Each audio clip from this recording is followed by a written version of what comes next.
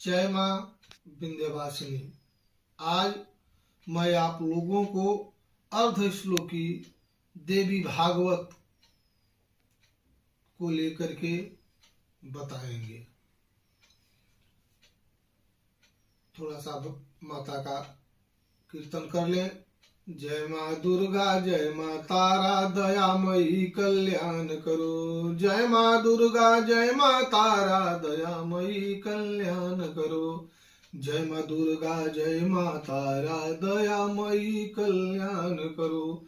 शौर्णां भुजमध्यगां त्रिनयनां सौदामिनीं सन्निभां शंखं चक्रपराभयानि दधतेन्द्रो कला बिभ्रतिम् ग्रैवेयङ्गधार कुण्डलधरामाखण्डलाद्यै स्तुताम् ध्यायेद् विन्ध्यनिवासिनीं शशिमुखीं पार्श्वस्थपञ्चाननाम् विन्ध्यस्थां विन्ध्यनिलयां विन्ध्यपर्वतवासिनीं योगिनीं योगमायां त्वां चण्डिकां प्रणमाम्यहम् त्वां चण्डिकां प्रणमाम्यहम्।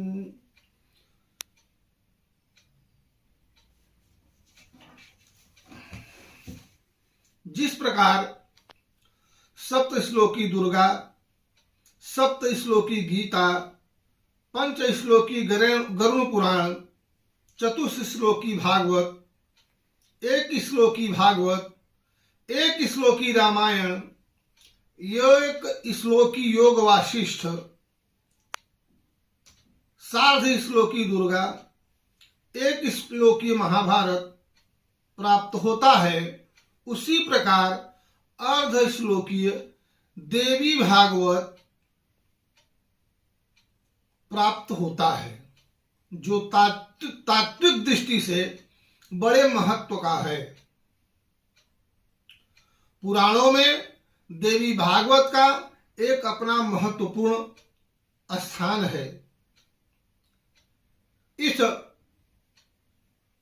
पुराण में भगवती जगदम्बा का पराशक्ति के रूप में निरूपण हुआ और पुराण के प्राकट्य के विषय में इसी पुराण में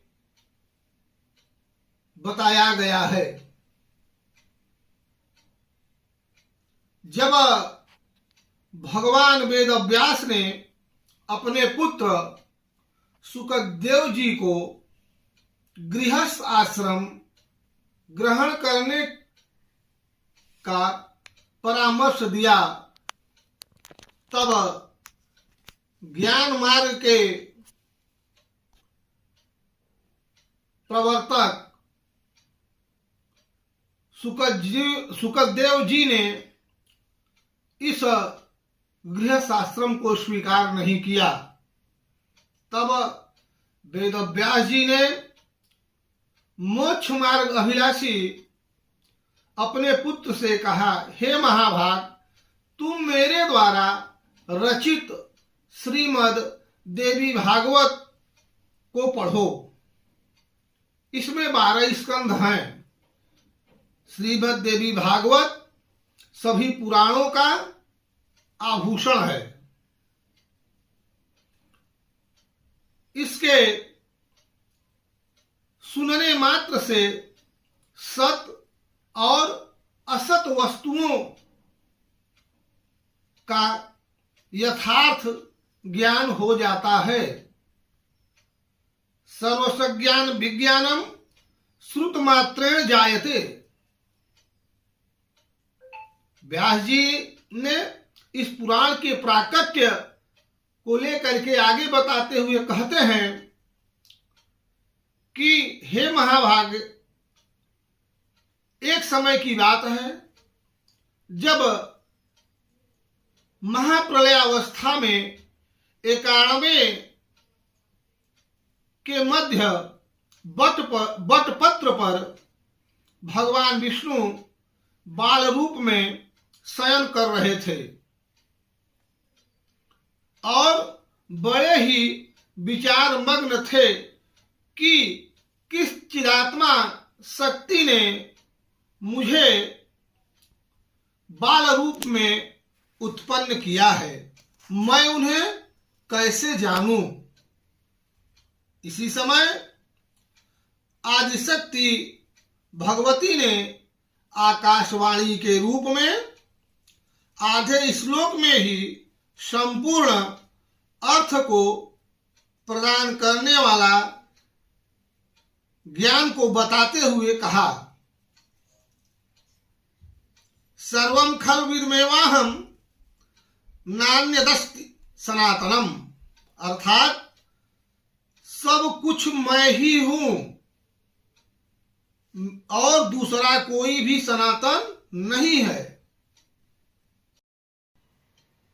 भगवान बाल मुकुंद सोचने लगे कि इस सत्य वचन का उच्चारण किसने किया। उस कहने वाले को मैं कैसे जानूं, वह स्त्री है या पुरुष है। तब उन्होंने उस श्लोकार्ध रूपी भागवत को अपने हृदय में धारण कर लिया। वे उसके अर्थ पर चिंतन करने लगे और बार बार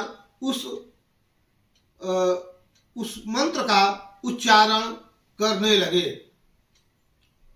बाल मुकुंद को चिंतातुर देख करके भगवती माता आदिशक्ति चतुर्भुजा के रूप में शंख चक्र लिए हुए उनके सामने प्रकट हुई। माता दिव्य आभूषणों से सुसज्जित थी और उनका स्वरूप बड़ा ही शांत था।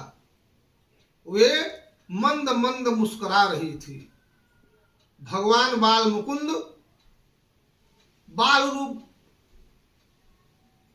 भगवान विष्णु ने माता को देख करके बड़े ही आश्चर्य में पड़ गए। उन्होंने पूछा, हे देवी, अभी अभी कुछ समय पूर्व जो मैंने आधा श्लोक सुना वह परम रहस्यमय वचन किसने कहा था? तब माता ने कहा कि मैं सगुण रूपा चतुर्भुजा हूं,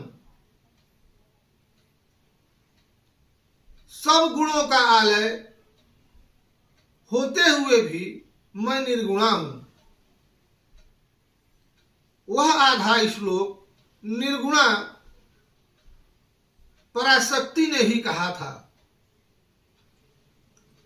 आप इसे सब वेदों का तत्व रूप कल्याणकारी और पुण्यप्रद श्रीमद देवी भागवत समझिए।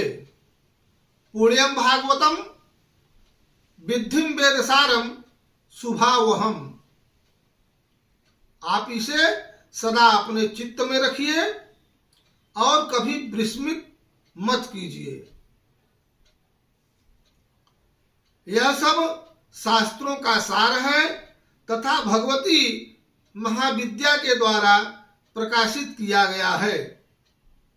तीनों लोकों में इससे बढ़कर अन्य कुछ भी ज्ञातव्य नहीं है। ऐसा कह करके माता भगवती आदिशक्ति अंतर ध्यान हो गई और भगवान विष्णु ने वह श्लोकार्ध देवी भागवत रूपी मंत्र अपने हृदय में सदा के लिए धारण कर लिया। कुछ समय बाद जब ब्रह्मा जी दैत्यों के भय से डर करके भगवान विष्णु के शरण में गए तो उन्होंने देखा कि भगवान ध्यान मग्न होकर के मंत्र जप करते हुए देखकर ब्रह्मा जी विस्मय में पड़ गए और उन्होंने बोला, हे देवेश, आप किस देवता का जप कर रहे हैं? आपसे भी बढ़कर कोई है क्या? तब विष्णु जी बोले, हे महाभाग, हम सभी में जो कार्य रूपा शक्ति विद्यमान है, जिनके द्वारा यह संसार पालित पोषित और तिरोहित किया जाता है, वे ही सनातनी पराविद्या हैं। वे ही सभी ईश्वरों की स्वामिनी हैं। उन भगवती के आधे श्लोक में जो कहा वही वास्तविक श्रीमद् देवी भागवत है। प्रत्येक द्वापर युग में उसी का विस्तार होगा। श्लोकार्धेन तया प्रोक्तम तद्वै भागवतम किल विस्तरो भविता तस्य द्वापरादौ युगे तथा। इतना कहने के अनंतर व्यास जी ने शुकदेव जी से फिर कहा, हे महाभाग, तब ब्रह्मा जी ने इस भागवत का संग्रह किया और उन्होंने इसे अपने पुत्र श्री नारद जी को सुनाया। पूर्व काल में वही भागवत देवर्षि नारद जी ने मुझे दिया और फिर मैंने इसे 12 स्कंधों में विभाजित किया। हे पुत्र, यह पुराण वेद तुल्य है। यह पुराण अत्यंत पुण्यप्रद है। तुम इसके 18,000 श्लोकों का हृदयंगम कर लो। यह पुराण पाठ तथा श्रवण करने वाले के लिए अज्ञान का नाश करने वाला, दिव्य ज्ञान रूपी सूर्य का बोध कराने वाला, सुखप्रद, शांतिदायक, धन धान्य दीर्घ आयु प्रदान करने वाला, कल्याणकारी तथा पुत्र पौत्रों को वृद्धि करने वाला है। गृहाणम त्वं महाभाग योग्योषि मतिमत्तरः पुण्यम भागवतम नाम पुराणम पुरुषर्षभ 18 सहस्राणाम श्लोकानां कुरुसंग्रहम अज्ञान नाशनम दिव्यम ज्ञान भास्कर बोधकम सुखदम सांदिदम धन्यम दीर्घायुष्करम शिवम श्रीवताम पठताम चेदम पुत्र पौत्र विवर्धनम। इस प्रकार वेद व्यास जी के द्वारा प्रेरित किए गए जाने पर व्यास जी के शिष्य सूत जी ने तथा श्री शुकदेव जी ने श्लोकार्ध से विस्तृत हुए श्रीमद् देवी भागवत पुराण का अध्ययन किया। भगवती की कृपा से भगवान बाल मुकुंद को आधे श्लोक में देवी भागवत प्राप्त हुआ। उसे ब्रह्मा जी ने ग्रहण किया और फिर उसी को व्यास जी ने 12 स्कंधों में विस्तृत किया। वही देवी भागवत हम सबको प्राप्त हुआ। यह भगवती आदिशक्ति तथा भगवान वेद व्यास जी का जीवों पर महान अनुग्रह है। आज इस वीडियो में श्रीमद् भागवत की कथा यहीं तक। आगे श्यामंतक मणि की कथा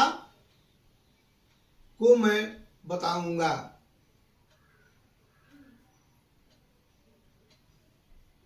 जय माँ दुर्गा जय माँ तारा दयामयी कल्याण करो। जय माँ दुर्गा जय माँ तारा दयामयी कल्याण करो। जय माँ दुर्गा जय माँ तारा दयामयी कल्याण करो। माता सभी भक्तों की मनोकामना पूर्ण करें, सुखी रखें, समृद्ध रखें, निरोगी रखें, इसी कामना के साथ जय माँ विंध्यवासिनी।